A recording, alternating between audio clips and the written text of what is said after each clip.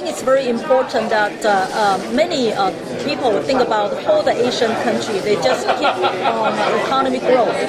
But economic growth, yes, we have to do it, but we also have to keep balance with the economy and the environmental issues.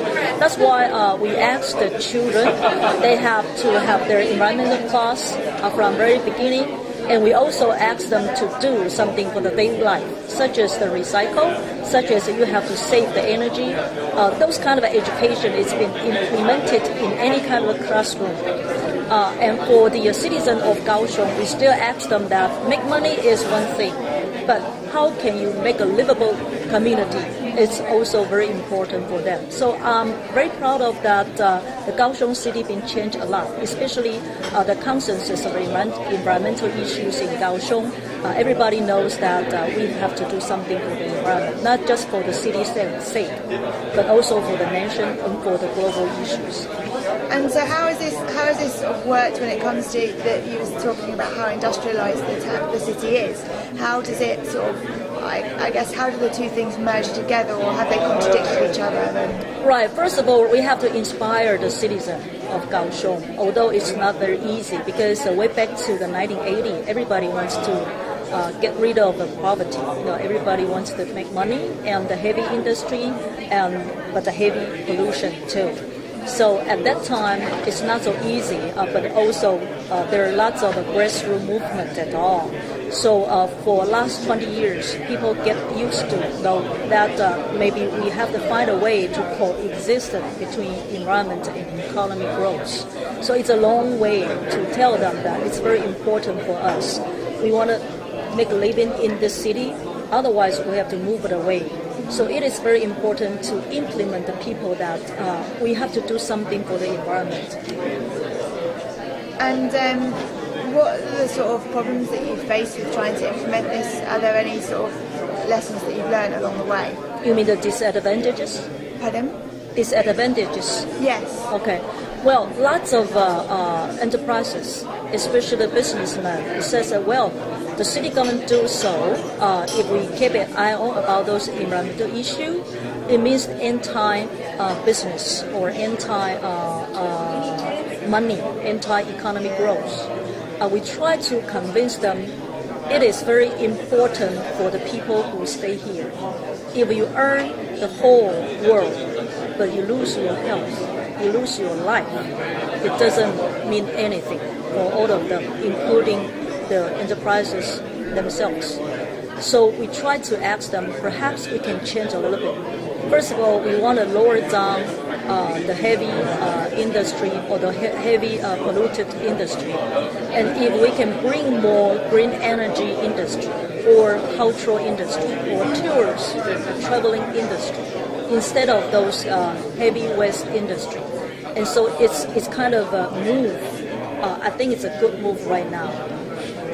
And how, in a more practical sense, how did you sort of go about doing this? Was there sort of things that you started to implement slowly? Did businesses and companies have long timelines to sort of adapt to this? Right. And how is it still progressing? Well, some technical skill. First of all, we implement environmental assessment law to ask those enterprises to assess what kind of pollution that you have produced in the city.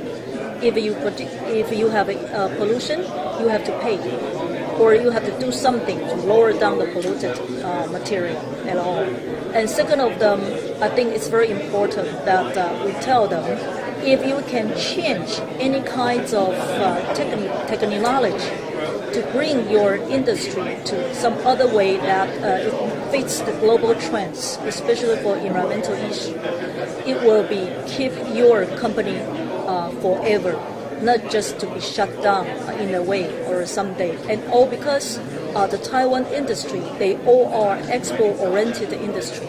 So they have to follow the rule made by global trend. So this is the way that we convince them to do so.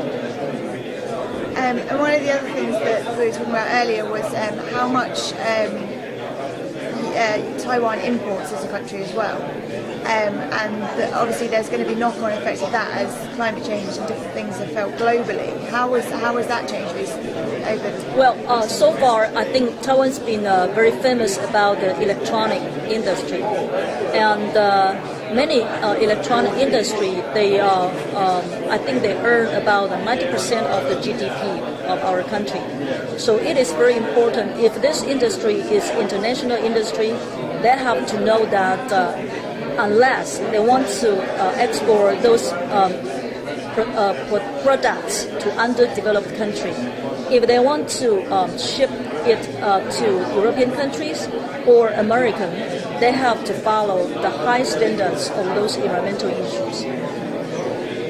And just finally, obviously Taiwan's also been a country that's been at the brunt of some sort of environmental and climate change events. So obviously the flooding in 2010. Yeah. You know, how did you adapt after that and build back as a city after? It's a big challenge for all the countries around the world, especially because last year Japan has a big earthquake and tsunami. So all the Asian countries that have been afraid of this kind of disaster or natural disaster will happen again. And in Taiwan, because we only have our natural disasters such as typhoon, it frequently happens a year, maybe 5 or 6 times. So people get used to that we have typhoon. But we didn't know how to prevent the tsunami and earthquake very well. So I think we will try to build up a network among the Asian countries through the ICLEI platform. If we can have some cooperation with each other, not just for the information exchange, but also for the technology or even the resources and capacity that we can exchange our experiences or our capability, then we can save more life or we can reduce any kind of casualty or losses in the future. So it is our issue. Compared to some other European countries, there's no tsunami or earthquake. But in the Asian areas, it happens all the time. That this is very special issues, along with those climate change, especially for the extreme climate change and all. And this is the big challenge for the time being. We have to do it right now.